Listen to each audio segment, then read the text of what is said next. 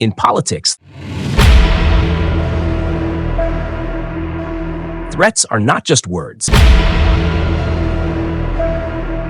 They are weapons.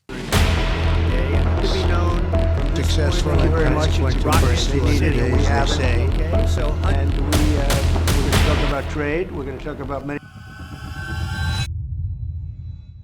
And right now, U.S. President Donald Trump has drawn that weapon again, aiming it not just at China, but at India, Mexico, the European Union, and perhaps the entire global economy. But why is Trump threatening new tariffs? How would they ripple across the world? And could America, in trying to protect itself, end up hurting its own people? Let's start with the basics. A tariff is essentially a tax placed on imports, goods coming from other countries into the United States. On paper, it sounds like a way to protect American industries from foreign competition. If imported goods become more expensive, people might buy American products instead. But in reality, tariffs are a double-edged sword. They can protect some jobs, but they can also raise prices for millions of American consumers. Trump's latest proposal? Tariffs as high as 10% on all imports, and up to 60% on imports from China. That's a massive escalation, and it's not limited to one rival nation. The message is clear. Whether you're a friend or a foe, if you're running a trade surplus with the US, you're on notice. Now, why is this happening now? Trump's political strategy has always been rooted in projecting strength, especially on the economic front. By targeting countries like China, he signals to his base that he's tough on America's biggest competitor. By including India, Mexico, and the European Union, he's broadening the message. The U.S. will not tolerate what he sees as unfair trade practices, no matter where they come from. But here's where the story gets interesting and dangerous. Tariffs are rarely a one-way street. When the U.S. raises tariffs on imports, other countries often retaliate with tariffs of their own. This can spiral into a trade war, where both sides keep raising taxes on each other's goods. And that can hurt farmers in the Midwest, tech companies in California, and small manufacturers across the country. Take China, the world's second-largest economy and America's largest goods trading partner. In the past, when the U.S. slapped tariffs on Chinese products, China responded by targeting American soybeans, cars, and other key exports.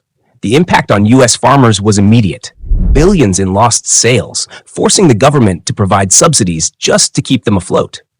Now imagine adding India to that list. The U.S. exports billions of dollars in aircraft, machinery, and agricultural products to India. If tariffs go up, India could easily retaliate by targeting American goods, making them more expensive in one of the world's fastest-growing markets. And then there's Mexico. The U.S. imports huge amounts of cars, electronics, and agricultural products from Mexico. Any tariff war here would not only raise prices in the U.S., but could also disrupt supply chains, especially in industries like automobiles, where parts often cross the U.S.-Mexico border multiple times during production. The European Union is another critical player. Luxury goods, machinery, and food products flow in both directions across the Atlantic. Tariffs here could inflame tensions with some of America's oldest allies, potentially spilling over into other areas like defense cooperation and climate policy. So what's Trump's endgame? Some say it's about forcing other countries to the negotiating table to strike deals that are more favorable to the U.S. Others believe it's about domestic politics, showing voters that he's fighting for American workers, even if it risks international backlash. But here's the twist. While tariffs are meant to protect American jobs, they often make everyday life more expensive. From clothes and electronics to cars and groceries, almost everything we buy has parts or materials that come from overseas.